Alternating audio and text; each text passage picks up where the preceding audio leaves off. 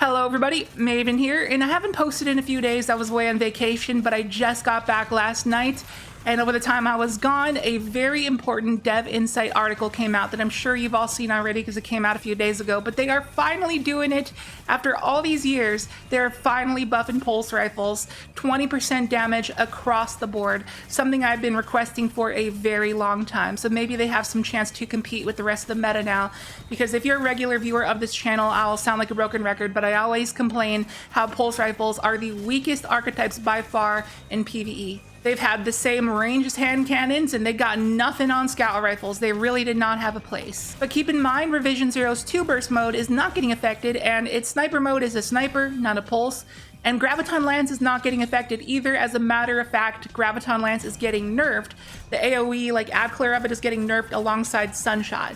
But I still believe Graviton is going to be the best pulse rifle. But you know, Graviton and Revision Zero are hardly pulse rifles. They're more like scout rifles. So in this video, I'll be taking all of what I believe to be the best pulse rifles in the game and test them out head to head to figure out what the best one is.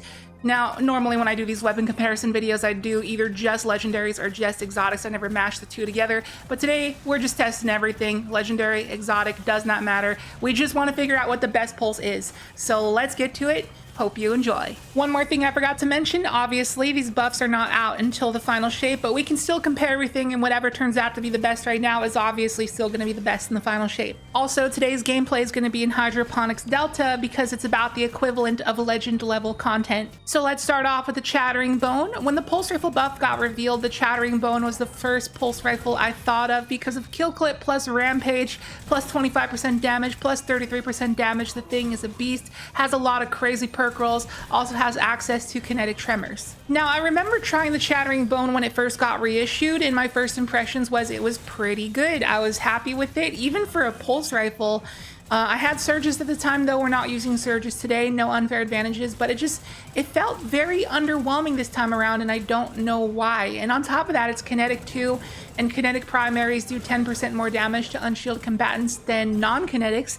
But on that same note, Bungie did nerf that interaction against bosses. Kinetic weapons will no longer do more damage to bosses than energy. However, for a pulse rifle, it's still going to be relevant because you're only going to be shooting miners and, you know, maybe some elites and majors at times anyways. But despite that kinetic buff and despite having two different damage perks, I was a little bit underwhelmed with the Chattering Bone today, not gonna lie. And next up is the Blast Furnace. Now, I did a recent review video going over just the Blast Furnace and all its god rolls alone, and I encourage you to check it out. I'll link it in the top right corner if you want to see it. And in that video, I mentioned how I was chasing the god roll for like 12 hours, which was Kinetic Tremors Frenzy. I didn't get it, and the roll I ended up using in that video, for the most part, was Kinetic Tremors in One for All. But I have since deleted that roll because I'm really trying to go for that Kinetic Frenzy roll.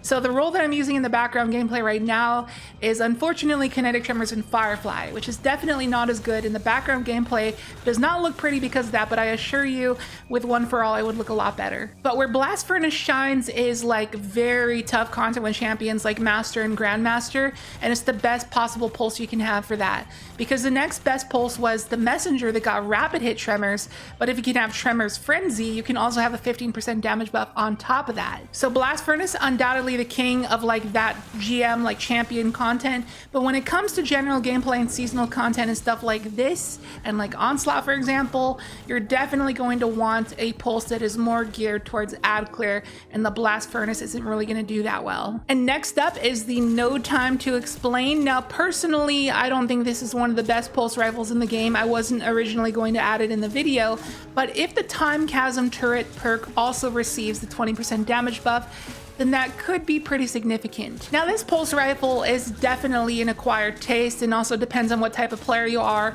Also depends on if you're good at aiming, because, you know, if you hit crits, you're refunding bullets back into your magazine, and you can basically shoot forever. But my problem with this gun is that it doesn't feel good, like in the moments before you have Time Chasm up, and also when you have Time Chasm up, if you swap to another weapon, you lose it. So it does kind of hurt in some situations. So the No Time is not going to shine at 50 plus meters, and it's not going to be the best in the game at ad clear. So it's kind of just an average pulse rifle. In my opinion, still not going to be one of the best. Next up is the Outbreak Perfected, and now we're talking about some power. This weapon does it all. It does the ad clear, it does the damage, And as you know, it just became craftable, and it can get rewind rounds, so you can take advantage of those stacking Siva nanites for a longer duration than before. The one that I was using in the background gameplay was just the normal old Outbreak Perfected, because like I said, I've been on vacation, I was away, I haven't had the chance to do 0 hour yet. But yeah, if I had the craftable version, it would be even better, but it was already amazing as it was. So this thing is an incredible option and still one of the best pulse rifles in the game, as it always has been in Destiny history. And just look at the background gameplay compared to all the other pulses we tested today, and it is slapping so much harder than everything. I don't care about your double damage perks from Chattering Bone. It got nothing on the Outbreak Perfected. And that fat major in the middle of the room where all the other pulses would take multiple mags to kill that guy, the Outbreak Perfected, especially with rewind rounds, would easily be able to take that guy out in one magazine, no problem, in a timely manner as well. And I'm honestly very excited to see how 6 Outbreak Perfecteds are going to work against raid bosses now, with everyone having rewind rounds and having to reload less. That's just going to up its DPS further. So the Outbreak is looking like the most promising option of the day, but we got more to get to, so let's move on. And next up is the bad Juju. I utilized this weapon in my Celestial Nighthawk build video a few months ago, back when that got buffed, and I was using Radiant and Kinetic Surges, and it was absolutely shredding through ads like a hot knife through butter. And in the background gameplay today, it's still shredding, even though I do not have Radiant and I do not have Surges. It's just a string of curses. When it goes up to ×5, it gives you a 52% damage buff, and also this thing, what it does is final blows fully reload your magazine, so the ad clear just does not stop. Like, I genuinely cannot fathom how strong this is going to be for ad clear when we get that 20% damage buff on top of having a Radiant and Surges. Trust me, you gotta try this thing out. It's a monster. I know the Outbreak Perfected was kind of a jack of all trades, but when it comes to ad clear, ain't nothing touching the bad Juju. But I will say, where the bad Juju does not shine is when you have to deal with a bigger target, like that major in the middle of the room there. He's not going to die in a mag. You're going to lose your string of curses, and then you just got a weak little BB gun. So the bad Juju really only feels good when it starts to ramp up those string of curses. When you get there, it's unstoppable. But without it, you're dealing with the fat target. It really kind of sucks. So it only really shines in one area, and that's ad clear and ad clear alone. And next up is the BXR Battler. And don't worry, I went on solar so I can have Ember of Ashes, because we're using incandescent. And then I'm also using heating up. It's just a personal preference. I know it's not the best option technically. At a utility standpoint, having Demolitionist or Pugilist is better, but I just do not like them after the nerf, so I'm just using heating up for the feel. Now, there may be other incandescent pulses in the game that could possibly be better than the BXR, but you know, the BXR, it's a classic. It just has the feel. It's just like the best feeling pulse rifle in the game. However, I was not impressed with its ad clear potential, because if you haven't noticed, we do not have a damage perk, and that is a huge no-no. You always got to have a damage perk on your PvE primaries, or else they feel weak, especially for legendaries. And remember, the Chattering Bone had that 10% kinetic buff and had 2 different damage perks, Kill Clip and Rampage, and still felt weak. The Battler is not kinetic, and we have no damage perks here, so as you can tell, it is extremely, extremely weak. It did not feel good whatsoever. I don't care that it had incandescent, it felt super weak. So I know there's a lot of BXR fanboys out there, but I'm sorry to tell you, this really isn't it. Don't waste your time with an incandescent pulse rifle. The only time I could see using an incandescent pulse is, you know, if in the future we get a pulse that has incandescent with Frenzy. That is the only situation in which I would actually humor it. And next up, I wanted to try out some stasis pulse rifles with some headstone synergies to see which one you would want to use if you were on a stasis subclass. So we're going to save a little time here, because I got 3 headstone pulses to show today, and I don't really want to, you know, waste time showing them all. So Hermetic, you can pair headstone along with Wildcard, which makes those Telesto bolts, which can spawn out and break your stasis crystal immediately. And this thing is a 340 RPM like the Messenger. And then there is the Disparity, which happens to be a 4-burst pulse rifle. And finally, there is the Syncopation, which is the one I'm going to show in the background gameplay. It was my favorite of the bunch, and it is a 390 RPM pulse rifle. And all 3 of these pulses get the same exact headstone god roll, which is headstone with Outlaw. They're both perks that want you to get a precision kill,